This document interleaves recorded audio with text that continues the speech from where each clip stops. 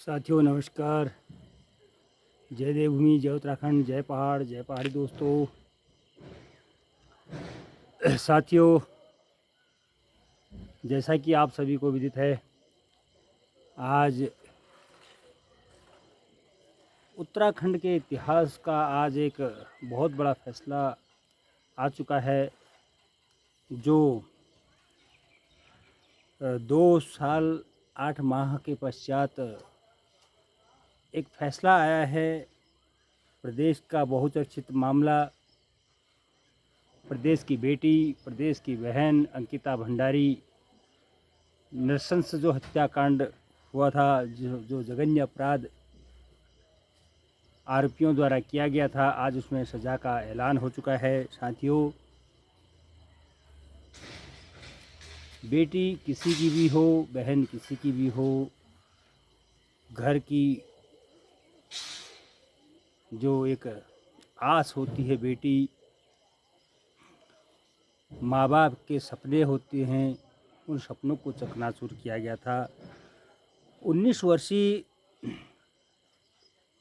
बहन अंकिता भंडारी जो अपनी पढ़ाई पूरी करने के बाद होटल मैनेजमेंट भी उसने किया। उसके बाद क्योंकि परिवार की एक ऐसी स्थिति रही जिसमें उसने सोचा कि अपने माँ बाप की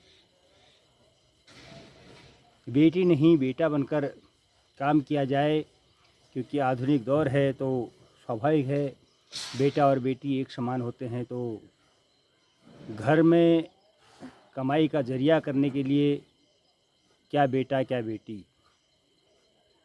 साथियों, हजारों सपने लिए हुए वह बेटी घर से निकली थी नौकरी करने के लिए। एक रिसेप्शनिस्ट के तौर पर उसने कार्य आरंभ ही किया था, जो वनंतरा रिजॉर्ट के नाम से जाना जा रहा है, जो चर्चा में बना। और 18 सितंबर को पता चला कि अंकिता भंडारी वहाँ से गायब है। और काफ़ी हो हंगामे के बाद, काफ़ी शोर शराबे के बाद जब लोगों ने सड़क पर उतरना शुरू किया, उसके बाद खोजबीन के पश्चात 24 सितंबर को चीला पावर हाउस के नहर से अंकिता भंडारी की लाश प्राप्त की जाती है। उसके बाद पूरे प्रदेश के अंदर एक आंदोलन सी, सड़कों पर आंदोलन की सी बाढ़ आ चुकी थी। प्रदेश के लोग मुखर हो चुके थे। कहीं न कहीं उस आंदोलन के दबाव को हो या कुछ भी कहें, बड़ी मशक्क़त के बाद उसमें रिपोर्ट दर्ज की गई, क्योंकि चर्चित यह हत्याकांड है, क्योंकि बड़े बड़े वीआईपी लोग उसमें हैं। वनंतरा रिजॉर्ट के मालिक स्वयं बीजेपी से जुड़े हुए लोग हैं। तो कहीं ना कहीं प्रशासन भी उसमें बैकफुट पर थी। बड़ी मुश्किलों के बाद उसमें जब रिपोर्ट दर्ज होती है, कई ऐसे मामले होते हैं। फिलहाल 2 वर्ष 8 माह के पश्चात देर से ही सही माननीय न्यायालय कोटद्वार का एक अहम फैसला आया, जिसमें तीनों दोषियों को आजीवन कारावास की सज़ा सुनाई गई। क्योंकि कोर्ट ने वही फैसला सुनाया जो उनके सामने, कोर्ट के माननीय न्यायालय के सामने जो साक्ष्य प्रस्तुत किए गए, उनके आधार पर न्यायालय ने जो फैसला सुनाया, उस फैसले पर किसी भी प्रकार की टिप्पणी नहीं की जा सकती है। माननीय न्यायालय का सम्मान करते हैं, लेकिन एक माँ बाप के सपने क्या आजीवन कारावास से किसी को सबक मिल पाएगा या आगे इस तरह के अपराध नहीं होंगे, इसकी कोई गारंटी नहीं। ज़रूर फैसला आया, 3 वर्ष लगे और उसके पश्चात सरकार भी कहीं न कहीं अपनी पीठ को थपथपाते हुए यह कहने लगती है, आधे घंटा भी नहीं होता है कि न्यायालय के जो फैसला आता है उसके बाद तुरंत ही सरकार की ओर से कहा जाता है कि सरकार ने तुरंत पैरवी की, एसआईटी गठित की और 500 पन्नों का चार्जशीट दाखिल किया गया। 100 गवाह उसमें के बयान शामिल किए गए। कई प्रकार की बातें सरकार की ओर से आती हैं सामने। बड़ी अच्छी बात है कि सरकार ने अगर ऐसा किया तो सरकार ने बेटी बचाओ बेटी पढ़ाओ के सपने को साकार करने का काम किया। लेकिन उंगली सरकार की तरफ अभी भी उठती है, क्योंकि